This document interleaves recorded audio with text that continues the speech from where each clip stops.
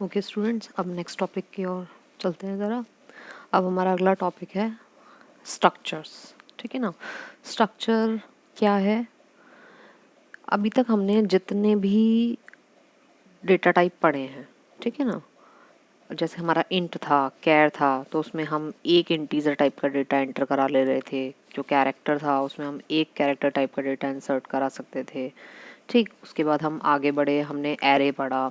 Array में हमने integer array पढ़ा। वहाँ हमने क्या देखा कि अगर हमें एक से ज़्यादा इंटीजर टाइप के डेटा को एंटर कराना है तो हम एरे का यूज़ कर सकते हैं। फिर हमने कैरेक्टर पढ़ा, कैरेक्टर एरे, मतलब कि अगर हमें एक से ज़्यादा कैरेक्टर को इंसर्ट कराना है तो हम वहाँ कैरेक्टर एरे का यूज़ कर सकते हैं। बट लेकिन अगर कहीं हमारी ऐसी नीड पड़ रही है कि हमें एक से ज़्यादा कई टाइप के डेटा को स्टोर कराना है, तब क्या किया जाए?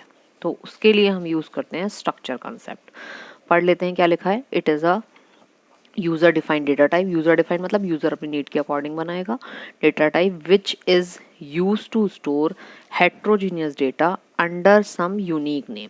हेट्रोजीनियस, ये इंपॉर्टेंट लाइन वर्ड है, ठीक है ना। मतलब हमें क्या करना है, एक यूनिक नाम के अंदर हेट्रोजीनियस डेटा को हम स्टोर कर सकते हैं, ठीक है।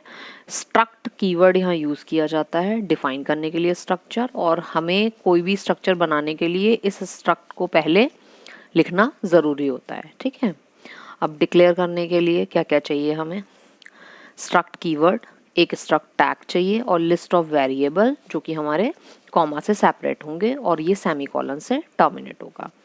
अब अगर हम इसके सिंटैक्स की बात करें तो सिंटैक्स आपका ये रहेगा कि स्ट्रक्ट स्टूडेंट की जगह हम पहले यहाँ पे समझ लेते हैं कि टैग नेम, मतलब जिस नाम का हम स्ट्रक्चर बनाना चाह रहे हैं, और उसके बाद नंबर ऑफ वेरिएबल। उसका एग्जाम्पल हमने यहाँ पे लिया हुआ है, एक स्टूडेंट का डेटा हमें फिल कराना है, तो हमने लिखा है स्ट्रक्ट स्टूडेंट, और इसके अंदर हमने लिखा है कैर नेम, मतलब जो स्टूडेंट है उसका नाम उसमें डालेंगे, कोर्स डालेंगे, एज डालेंगे, और उसका जो ईयर है वो ईयर डालेंगे, ठीक है। और उसके बाद हमने लिखा है कि अब ये S1, S2, S3 ये क्या है, ये डिफरेंट वेरिएबल्स हैं। मतलब इतना समझो कि ये स्ट्रक्ट से लेके इस करली ब्रैकेट तक ये क्या है, ये एक तरीके का इंट है।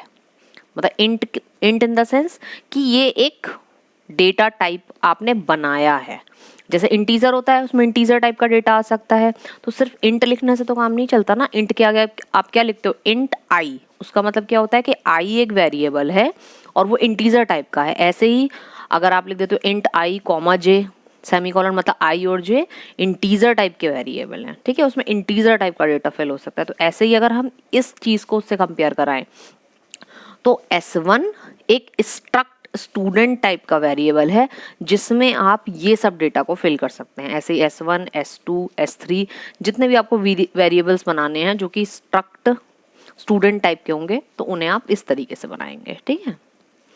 अब अगर हम बात करें कि इनिशलाइज कैसे किया जाता है, इनिशलाइज मतलब क्या, जैसे आप इंट आई इक्वल्स टू 10, ये अब तक हमने पढ़ा था। इसका क्या मतलब था कि एक आई वेरिएबल है जो इंटीजर टाइप का है और आप इसमें डेटा डलवा रहे हैं 10। ऐसे ही अगर स्ट्रक्ट स्टूडेंट का जो वेरिएबल है उसे आप इनिशियलाइज करना चाहते हैं तो आप क्या क्या करेंगे, स्ट्रक्ट स्टूडेंट तो क्या हुआ, वही इंट, जैसे आप इंट लिखते हो तो उसकी जगह आपने लिखा स्ट्रक्ट स्टूडेंट, और S1 क्या हो गया, वेरिएबल का नाम। ये एक तरीका है, ये आपने वेरिएबल बनाए थे ऊपर, और ये भी एक तरीका है, ठीक है ना, वेरिएबल बनाने का। वेरिएबल बनाना और डायरेक्ट उसमें असाइन करना। तो स्ट्रक्ट स्टूडेंट S1 में आप क्या डलवा रहे हैं, राम CSC 18 2006। एक बात का ध्यान रखेंगे, हमेशा ये उसी सीक्वेंस में होगा जैसे आपने यहाँ वेरिएबल्स, आपने जो एलिमेंट्स हैं वो आपने दिए हुए। देखो पहला आपने नेम दिया है तो ये नेम जाके इस नेम में स्टोर हो जाएगा, CSC आपने दिया है ये कोर्स में चला जाएगा, और ये जो 18 आपने दिया है ये एज में चला जाएगा, और जो ईयर दिया है ये ईयर में चला जाएगा। अब इस बात का ध्यान दें कि राम में मैंने डबल कोट्स क्यों लगाए, क्योंकि ये स्ट्रिंग है।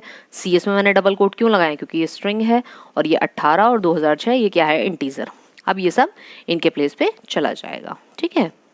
उसके बाद अगर हम एक्सेस की बात करें कि एक्सेस करना क्या है, तो जब अगर हम किसी भी मेंबर को, मतलब स्ट्रक्चर के अंदर जो आपके मेंबर्स बने हुए हैं, जैसे कि नेम बनाया था आपने, कोर्स बनाया, एज बनाया, ईयर बनाया, उन्हें अगर आप एक्सेस करना चाहते हैं तो एक्सेस करने का तरीका होता है, पहले आप वेरिएबल लिखेंगे, उसके बाद मेंबर लिखेंगे। Where variable refers to the name of the structure type variable, मतलब उस स्ट्रक्चर का जो आपने वेरिएबल बनाया जैसे कि S1, एंड मेंबर क्या है, जो आपने उसके अंदर मेंबर्स दिए हुए हैं स्ट्रक्चर के अंदर, जैसे कि नेम, कोर्स, एज, ईयर। तो लिखने का तरीका क्या रहेगा हमेशा, S1 dot name, S1 dot course, S1 dot age, S1 dot year. मतलब अगर आप एक्सेस करना चाहते हैं तो एक्सेस करने का तरीका ये है। तो पहले अभी आप इतना, जितना इंट्रोडक्शन है इतना भी आप समझिए, फिर हम नेक्स्ट वीडियो बनाएंगे। ओके।